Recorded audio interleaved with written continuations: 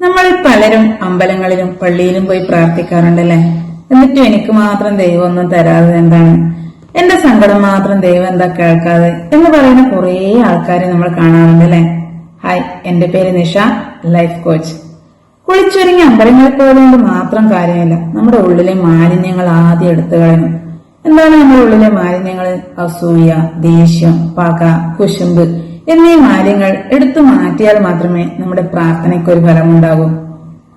ഇനി അമ്പലങ്ങളിൽ പോയി പ്രാർത്ഥിക്കുന്നത് നിങ്ങൾ ഇങ്ങനെയല്ലേ, എന്റെ രോഗം മാറ്റണേ, എന്റെ കടങ്ങൾ വീട്ടാനുള്ള പൈസ തരണേ, ഇങ്ങനെയൊക്കെ പ്രാർത്ഥിച്ചിട്ട് ഒന്നും നടക്കാതെ വരുമ്പോൾ പറയും, ഞാൻ എല്ലാ ദിവസവും അമ്പലത്തിൽ പോയി പ്രാർത്ഥിച്ചിട്ടും എന്റെ വിളി മാത്രം ദൈവം കേൾക്കുന്നില്ല, എന്നെ മാത്രം ദൈവത്തിന് വേണ്ട, എനിക്ക് മാത്രം ദൈവം ഒന്നും തരുന്നില്ല.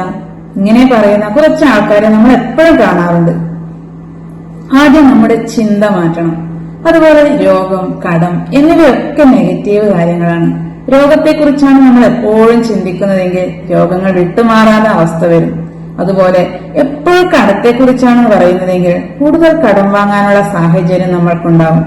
അതുകൊണ്ട് ഇനി നിങ്ങൾ പറയേണ്ടത്, ഞാൻ പൂർണ്ണ ആരോഗ്യവാനാണ്, അല്ലെങ്കിൽ പൂർണ്ണ ആരോഗ്യവതിയാണ്, അതുപോലെ എന്റെ കയ്യിൽ ധാരാളം പൈസയുണ്ട് എന്നിങ്ങനെ നമ്മൾ തോട്ടിനെ ഷിഫ്റ്റ് ചെയ്ത് പറയണം. അപ്പൊ നിങ്ങളുടെ പ്രാർത്ഥന പെട്ടെന്ന് ദൈവം കേൾക്കും.